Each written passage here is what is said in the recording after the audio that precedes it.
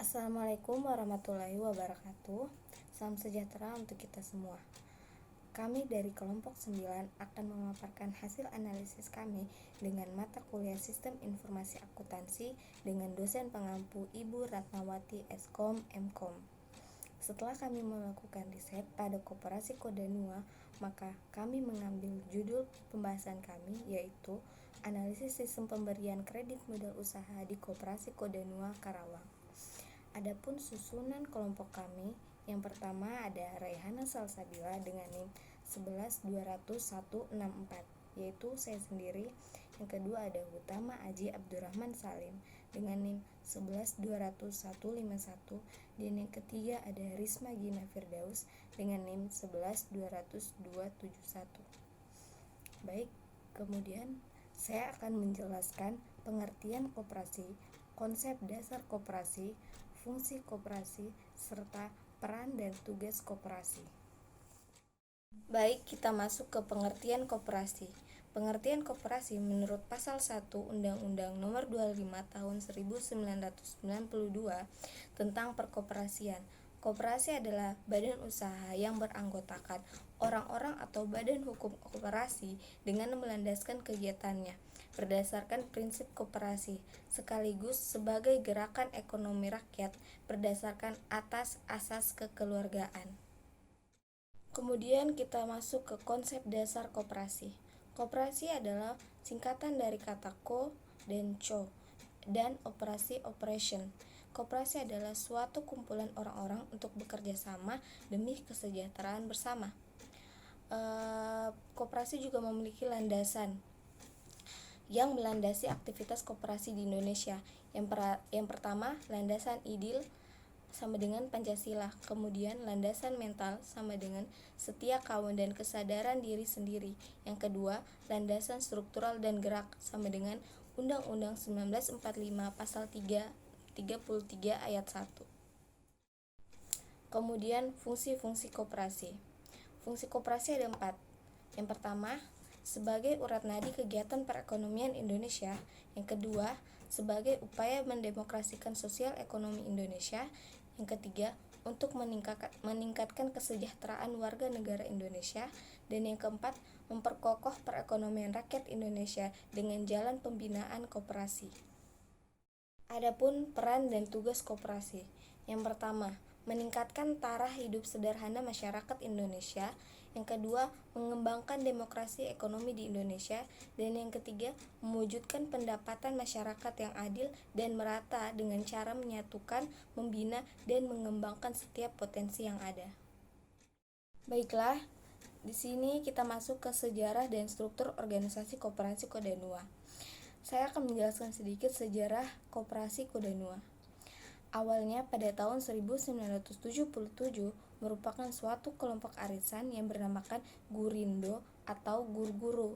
Seiring dengan perkembangannya waktu, perkumpulan ini semakin besar sehingga pada akhirnya dibentuklah suatu koperasi. Pada saat itu memang masih bernamakan Gurindo. Tidak lama kemudian berubah nama menjadi Kodanua.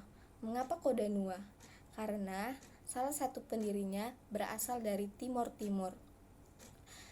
Dan ia mengusulkan nama Kodanua, yang artinya nama pahlawan dari Timur Timur yang gagah perkasa. Dengan digantinya nama tersebut, ia berharap supaya koperasi tetap berjalan selamanya. Seiring perjalanannya, waktu Timur Timur lepas dari NKRI dan nama Kodanua pun berubah menjadi nama singkatan Kodanua, yaitu Koperasi Dana Usaha Anggota. Sekian penjelasan dari saya.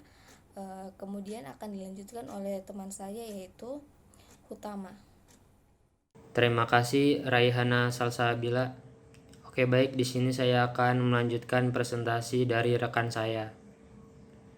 Langsung saja, struktur organisasi Koperasi Kodanua Cabang Karawang. Struktur organisasi pada Koperasi Kodanua dapat dilihat dari bagan berikut ini. Yang pertama ada pimpinan cabang. Kemudian ada wakil pimpinan cabang. Kemudian ada pengawas atau kasubsi, kepala subseksi. Kemudian ada penyuluh. Kemudian ada kasir, bagian pembukuan dan bagian simpan pinjam. Itu bertanggung jawab langsung kepada pimpinan. Yang ketiga ada proses bisnis sistem berjalan.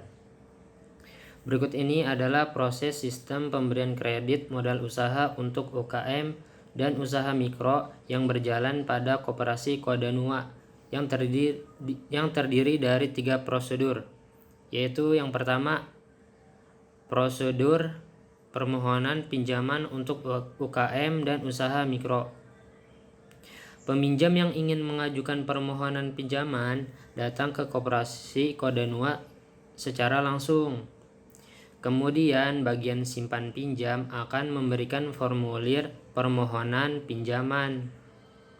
Setelah formulir permohonan pinjaman diberikan kepada calon peminjam, pihak koperasi juga mengajukan persyaratan, yaitu KTP, KK, surat keterangan usaha, pas foto 4x6, NPWP, serta dokumen asli jaminan pinjaman seperti misalkan surat tanah atau BPKB kendaraan dan sebagainya. Kemudian setelah formulir diisi dan persyaratannya sudah lengkap, berkas tersebut diserahkan kepada bagian simpan pinjam. Setelah itu, bagian simpan pinjam menyerahkan berkas tersebut kepada bagian pengawas atau kasubsi. Kemudian pengawas melaporkan kepada pimpinan atau wakil pimpinan. Kemudian setelah pimpinan menerima laporan tersebut, pimpinan menugaskan kepada pengawas atau kasubsi untuk melakukan survei ke lapangan atau ke lokasi tempat usahanya si peminjam. Survei di sini yang dilakukan mengacu pada 5C. Apa aja itu 5C? Yang pertama, kapital atau permodalan. Kemudian yang kedua ada kapasitas atau kemampuan. Kemudian yang ketiga ada condition. Kemudian yang keempat ada karakter, sifat atau mental. Kemudian yang terakhir ada kolateral atau jaminan. Nah, kemudian setelah pengawas survei, pengawas tersebut melaporkan kembali hasil survei tersebut kepada pimpinan atau wakil pimpinan. Setelah itu, pimpinan memberikan keputusan disetujui atau tidak disetujuinya permohonan pinjaman tersebut. Jika tidak disetujui, maka dokumen atau berkas tersebut ditolak. Kemudian dokumen dikembalikan kepada si peminjam. Jika disetujui oleh pimpinan, maka berkas permohonan pinjaman ditandatangani oleh pimpinan. Kemudian, jika sudah ditandatangani, pengawas menyerahkan kembali berkas pengajuan peminjaman tersebut kepada bagian simpan pinjam untuk direkap. Setelah itu, berkas diberikan kepada bagian kasir. Kemudian, bagian kasir akan melakukan pencairan sejumlah uang yang diajukan dan mengeluarkan bukti pengeluaran kas, surat perjanjian pinjaman, serta surat tanda terima uang pinjaman. Setelah mendapatkan persetujuan permohonan pinjaman dari semua pihak, maka peminjam tersebut menerima selip penarikan dari kasir. Kemudian yang kedua ada prosedur pembayaran angsuran pinjaman. Peminjam dapat membayar angsuran secara langsung dengan datang ke koperasi. Kemudian kasir akan mengecek pembayaran angsuran tersebut.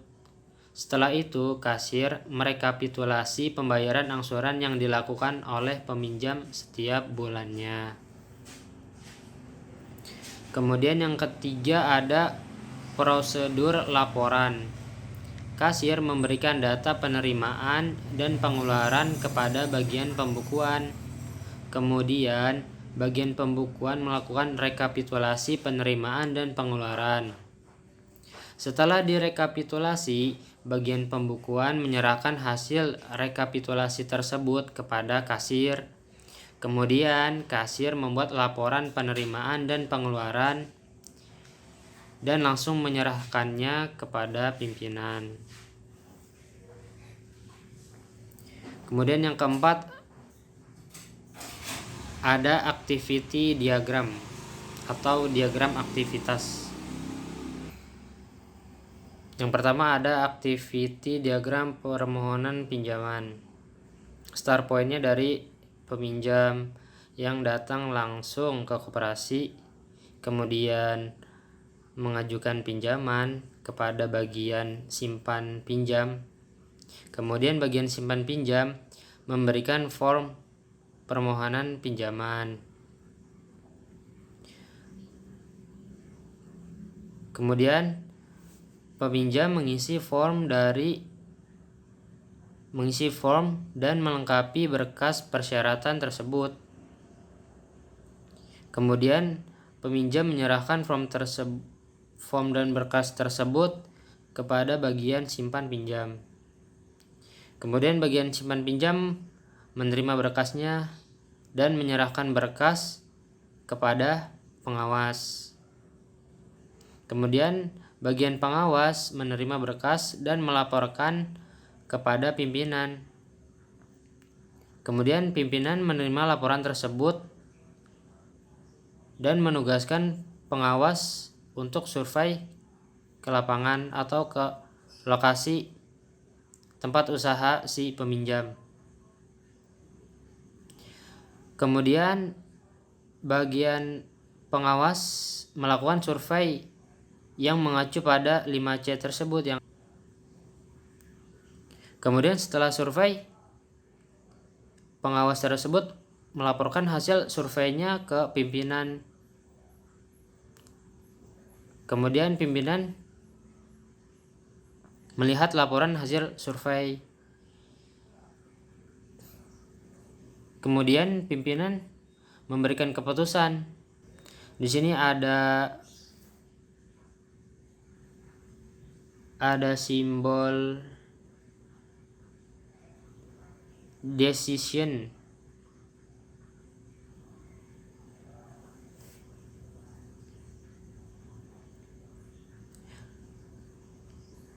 Jikalau pimpinan tidak menyetujuinya, maka berkas langsung dikembalikan ke peminjam.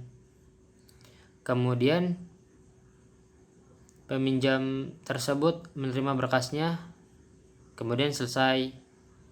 Kemudian kalau disetujui, pimpinan menandatangani berkas permohonan pinjaman tersebut, kemudian menyerahkannya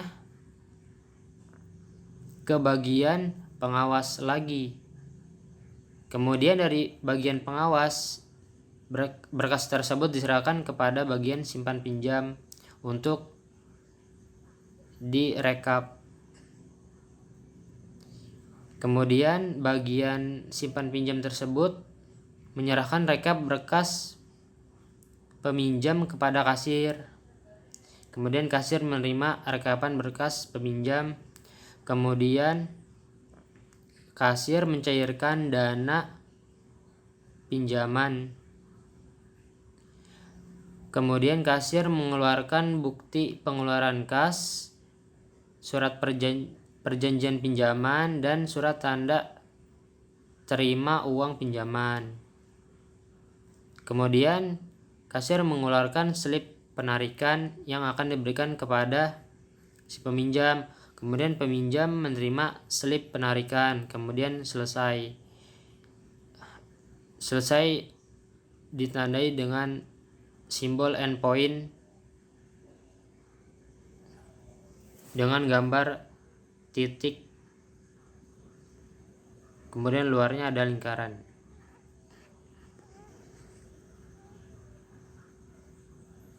Kemudian yang kedua ada activity diagram pembayaran angsuran pinjaman. Di sini ada 3 aktor. Yang pertama peminjam, bagian kasir, kemudian pimpinan. Diawali start pointnya dari peminjam. Peminjam datang ke koperasi. Kemudian peminjam melakukan pembayaran angsuran. Kemudian pihak kasir mengecek pembayaran tersebut. Kemudian mereka pembayaran. Selanjutnya menyerahkan rekap pembayaran tersebut kepada pimpinan. Dan pimpinan menerima dan mengecek rekapan pembayaran tersebut. Kemudian endpoint. Kemudian yang ketiga ada activity diagram proses laporan. Di sini terdapat 3 aktor. Kasir, bagian pembukuan, dan pimpinan. Start pointnya dari bagian kasir. Kasir memberikan data penerimaan dan pengeluaran ke bagian pembukuan. Kemudian bagian pembukuan menerima data penerimaan dan pengeluaran. Kemudian bagian pembukuan merekapitulasi data penerimaan dan pengeluaran. Kemudian menyerahkan rekapitulasi data penerimaan dan pengeluaran tersebut kepada kasir. Kemudian kasir menerima rekapitulasi data penerimaan dan pengeluaran dan selanjutnya membuat laporan data penerimaan dari penerimaan dan pengeluaran. Kemudian laporan tersebut diserahkan kepada pimpinan dan kemudian pimpinan menerima laporan tersebut. Kemudian selesai endpoint.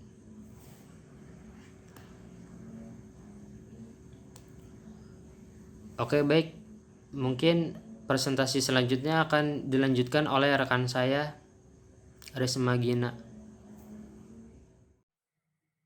Assalamualaikum warahmatullahi wabarakatuh. Nama saya Risma Gina dengan nama NIM 1120021 ingin melanjutkan presentasi dari hitungan. Yang kelima ada dokumen masukan dan keluaran. 5.1 dokumen masukan. Dokumen masukan merupakan dokumen yang digunakan untuk mendapatkan data dan memprosesnya sehingga nantinya akan menghasilkan suatu output yang bisa juga disebut dengan dokumen keluaran. Berikut merupakan contoh dari dokumen masukan.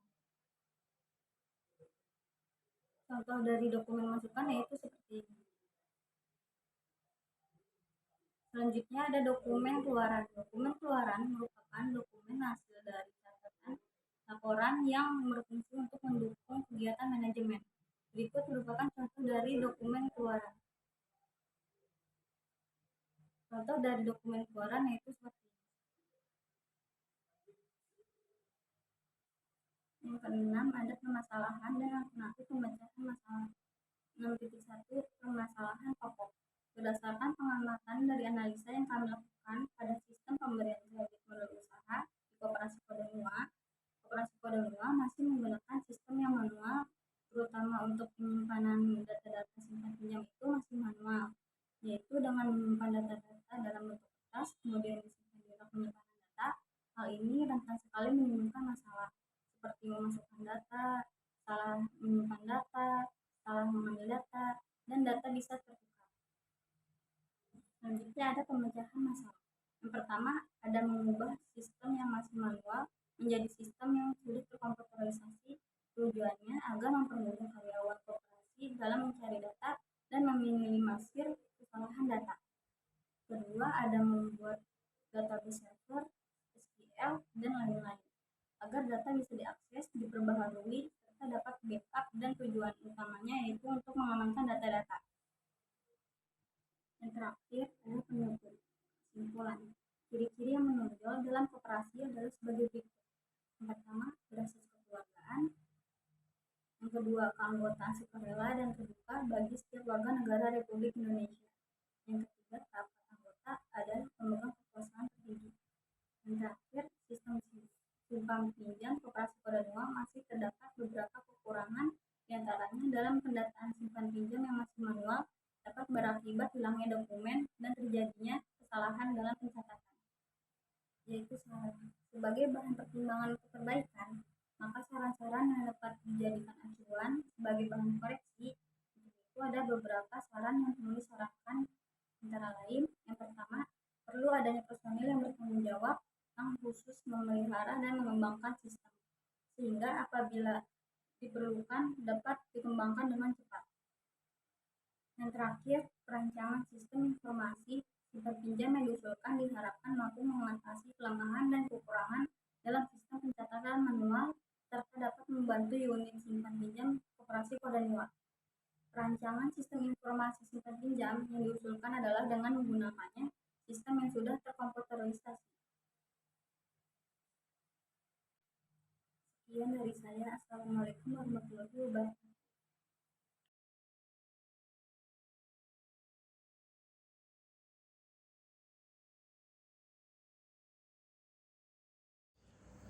Ucapan terima kasih. Alhamdulillahirabbil alamin. Puji syukur kepada Allah Subhanahu wa taala karena dengan kehendaknya kami sebagai penulis dapat menyelesaikan buku ini. Kami sebagai penulis menyadari analisa ini tidak akan selesai tanpa doa, dukungan, dan dorongan dari berbagai pihak. Adapun dalam kesempatan ini kami ingin mengucapkan banyak terima kasih kepada yang pertama ada Rektor Universitas Bina Sarana Informatika, kemudian yang kedua Wakil Rektor 1 Bidang Akademik Universitas Bina Sarana Informatika, kemudian yang ketiga ada Ketua Program Studi Sistem Informasi Akuntansi, kemudian yang keempat ada Ibu Dosen Ratnawati, Sarjana Komunikasi dan MKom, yang sudah meluangkan waktu, tenaga, dan pikiran untuk membantu penulis dalam menyelesaikan penelitian ini. Kemudian yang kelima ada Bapak Suwito selaku pimpinan cabang Koperasi Kodanuwa, yang mana beliau telah memberikan kesempatan kepada kami untuk bisa mewawancarai beliau. Di dalam buku ini masih terdapat banyak sekali kekurangannya. Oleh karena itu, kami sebagai penulis berharap dan sangat menerima kritikan dan saran yang bersifat membangun. Dan semoga buku ini dapat bermanfaat sebagai bahan pembelajaran oleh banyak orang. Sekali lagi terima kasih, kurang lebihnya mohon maaf. Assalamualaikum.